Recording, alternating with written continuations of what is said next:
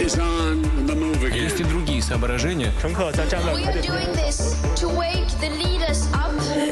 La revue de presse internationale au Kenya et en Chine se met ce matin, mais notre première étape nous envoie en Algérie. Nous rejoignons Nour Chahine. Bonjour Nour. Bonjour. À la une à Alger ce matin. C'est l'affaire Futurgate qui passionne l'Algérie. Futurgate, c'est le nom d'une pseudo-agence d'études à l'étranger qui a arnaqué une centaine d'étudiants, nous raconte le site DIA.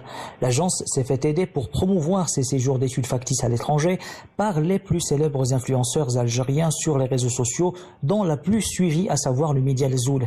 Avec ses 6 millions d'abonnés Instagram, cette dernière était en fuite avant de se présenter d'elle-même devant le procureur de la République chargé d'instruire cette affaire, révèle le journal Nahar.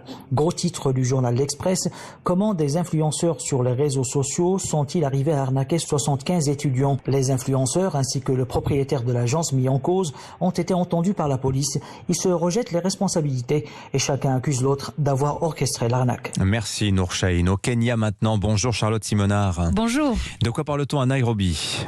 À la une, des gangs de criminels à l'assaut d'avocats. L'avocat, le fruit, est surnommé désormais l'or vert, tant il est devenu lucratif depuis l'explosion de la demande en Occident.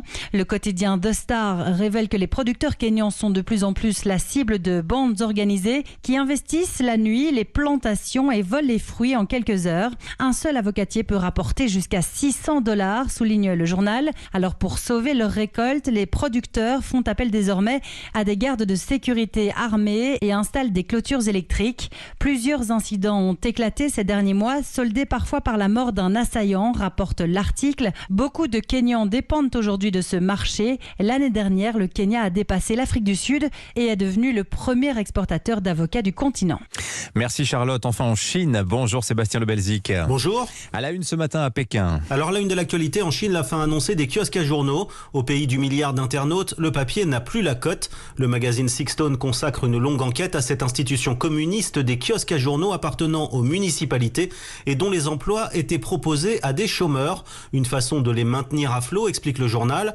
Mais à Shanghai, par exemple, une ville de 27 millions d'habitants, il ne reste que 200 kiosques contre 3000 il y a encore 2 ans. En cause, explique le journal oriental, la très forte baisse du nombre de lecteurs de journaux papier, moins 40% en 10 ans.